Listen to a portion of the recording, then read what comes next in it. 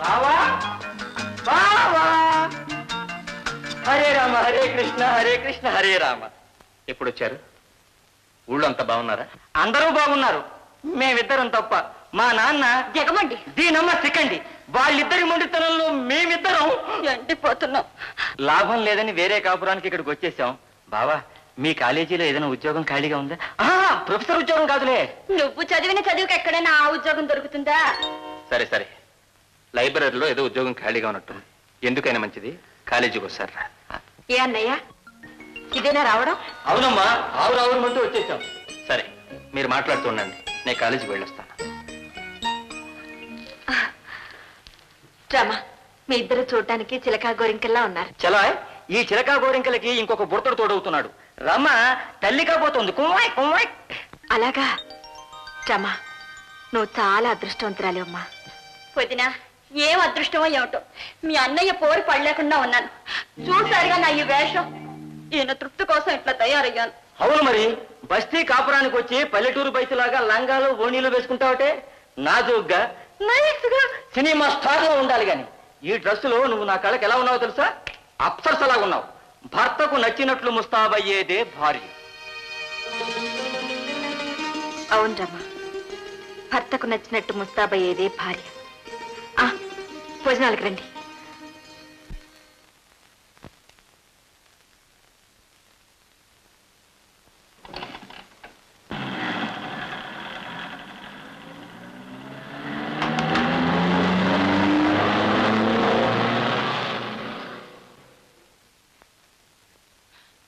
అరే, పెట్రోల్ అయిపోయింది.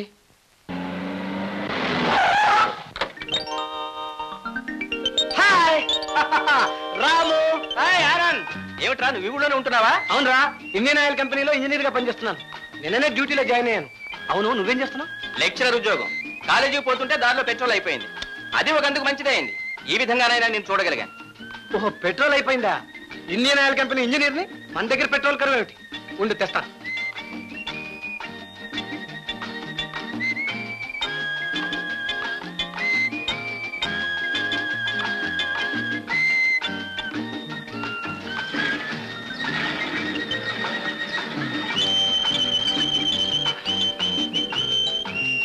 రాము, నాకు టైం అయింది. ఇదిగో మా ఆఫీస్ కార్డ్. ఫోన్ చేయి, కలుసుకుందాం. Thank you. See you. Thank you.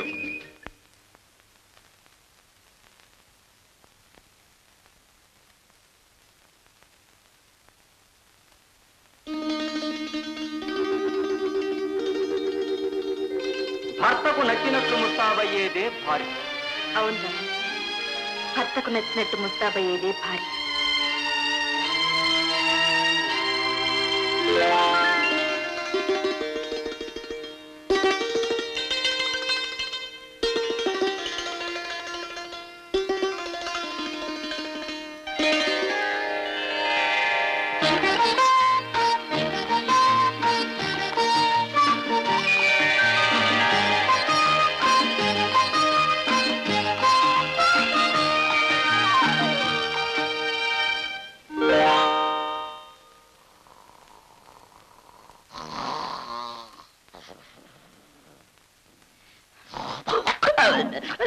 ఇక్కడ కూర్చుని కునికి పాటలు పడే బదులు ఆ పాటలే కొంపకొచ్చి పడకూడదు. నువ్వెందుకే ఇక్కడికి వచ్చావు? పెళ్ళా నేనెందుకు తప్పుతుందా? నువ్వంటే మగ మహారాజు. ఏ వేళ వచ్చినా కళ్ళల్లో వత్తులు పెట్టుకుని కాచుకుని కూర్చోవాలి. గట్టిగా అరవకే, లోపల చదువుకుంటున్నాడు. ఇంత రాత్రైనా చదివేమిటి? పెళ్ళాం బిడ్డ లేనివాడై ఉంటాడు. అతనికేం తెలుస్తుంది పెళ్ళైన వాళ్ళ అవసరాలు అవస్థలు? అవునులే, అటువంటి వాళ్ళకి చదువు తప్ప మరేం తెలుస్తుంది? నోర్మై, లోపల ఎవరున్నారో తెలియకుండా మాట్లాడుతున్నావు. ఎవరైతే నాకేం, నేను చెప్పాల్సిందేదో చెప్పి తీరుతాను. అన్నయ్య, నువ్వని తెలియక ఏదేదో అనేశాను అన్నయ్య. నేను అంటున్నానేమనుకోవద్దు. గౌరీ చదువుకున్న పిల్ల, కొత్తగా పెళ్ళైంది. ఆమెకు మాత్రం నలుగురిలా తిరగాలని, ఆనందంగా ఉండాలని ఉండదా అన్నయ్య?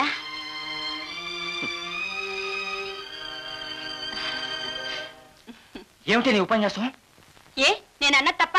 తప్పో ఒప్పో పెద్దవాళ్ళతో అలా మాట్లాడకూడదు.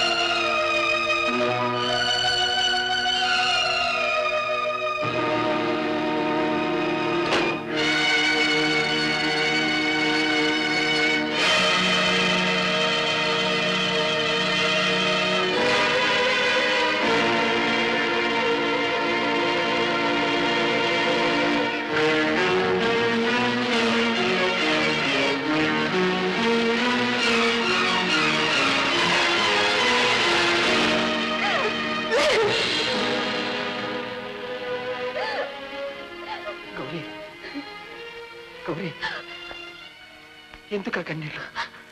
మీకు తెలీదా? మీరెందుకు ఇంత ఉదాసీనంగా ఉంటున్నారు? మీరెందుకు ఇలా ప్రవర్తిస్తున్నారు? చెప్పండి. ఈ ఇంట్లో నేను ఎవరిని? యజమానురాలివి. అంతేనా? ఇంకేమీ కానా? ఎవరికి కావాలి యాజమాన్యం? ఎవరు కోరుకున్నారు ఈ రాణివాసం? అవేవి నాకు అక్కర్లేదండి. కనికరించి నేను ఒక మనిషినని, నన్ను ఒక మనిషిలా చూడమని ప్రార్థిస్తున్నానండి. ఈ జన్మకు అదే చాలు. చూడండి, నా అన్న వాళ్ళందరినీ విడిచిపెట్టి మీ పాదాల దగ్గర చేరానండి. మీరు తప్ప నాకు వేరే దిక్కేవారండి. గౌరీ, నీకు ఇంట్లో ఏం తక్కువ? ఒకవేళ నీ మనసు నొప్పించానా? అది నా నోటితోనే చెప్పాలా? నేనెప్పుడు కనపడ్డా మూగునవ్వు పట్టినట్టు నాతో మాట్లాడకుండా తల వంచుకుని వెళ్ళిపోతుంటే నా మనసు ఎంత బాధపడుతుందో ఒక్కసారైనా ఊహించారా? మాట్లాడండి, తప్పైతే తిట్టండి. కనీసం మీ మాటలన్నా విని మిమ్మల్ని అర్థం చేసుకుంటాను. దానివల్ల నాకు మనశ్శాంతి కలుగుతుంది. మాట్లాడండి, ఇప్పుడైనా మాట్లాడండి. ఏం మాట్లాడాలి? ఏ మీకు భావాలు లేవా? ఆశ రాదా? ఉదయం నుంచి సాయంకాలం వరకు మీ స్నేహితులు, బంధువులు, లెక్చరర్లు, విద్యార్థులు ఇంతమందితో మాట్లాడతారే, నాతో మాట్లాడటానికి వచ్చింది. కనికరించి మాట్లాడండి. చూడండి, మీరు నాతో ఇలాగే మాట్లాడకుండా ఉంటే కొన్నాళ్ళకు నేను మూగదాన్ని అయిపోతానండి. నేను నిస్సహాయండి గౌరీ. నీ మీద జాలి చూపించడం కంటే నేనేమీ చేయలేదు. ఏమిటి, నా మీద జాలి చూపిస్తున్నారా? వద్దండి. ఈ సృష్టిలో విలువంటూ లేనిది ఏదైనా ఉందంటే అదొక జాలేనండి. ఆ విలువ లేని కనికరం, జాలి, సానుభూతి నాకు అక్కర్లేదండి. నాకు కావాల్సింది మీ ప్రేమ, మీ అనురాగం, మీ ఆప్యాయత. చెప్పండి, దీనికైనా సమాధానం చెప్పండి. గౌరీ, నీ ఆరోగ్యం బాగున్నట్లేదు. 4 రోజుల పాటు మీ పుట్టింటికి వెళ్తా. నేను పుట్టింటికి వెళ్ళాలా? అంటే నన్ను మళ్ళీ మా పుట్టింటికి పంపించాలిగా మీ ఉద్దేశం? నా ఉద్దేశం అది కాదు గౌరీ. నువ్వు అక్కడికి వెళ్తే 4 రోజుల పాటు విశ్రాంతి దక్కర్లేదు. ఇది నా ఇల్లు, మీరు నా వారు. మంచో చెడో మీ నీడన పడి ఉండడమే నాకు క్షేమం. మీ ప్రేమ, ఆదరణ నావి. అవి పొందకుండా ఎవరి మధ్యలో పడుంటే కర్మ నాకేం పట్టలేదు. ఏమైనా సరే నేను ఇంట్లో నుంచి వెళ్ళను.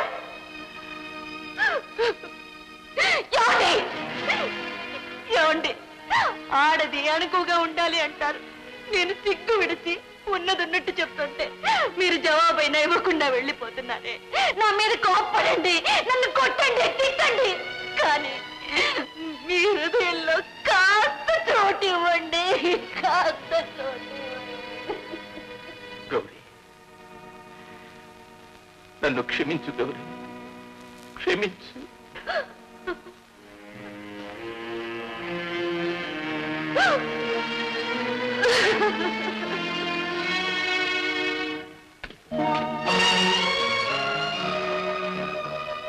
లలిత, ఎందుకు నాకు ఈ అగ్ని పరీక్ష? నా మనసులో నుంచి దూరంగా వెళ్ళిపో లలిత. ఈ రంపపు కోత నేను భరించలేను. నన్ను చిత్రవధ చేయకు లలిత, చిత్రవధ చేయకు.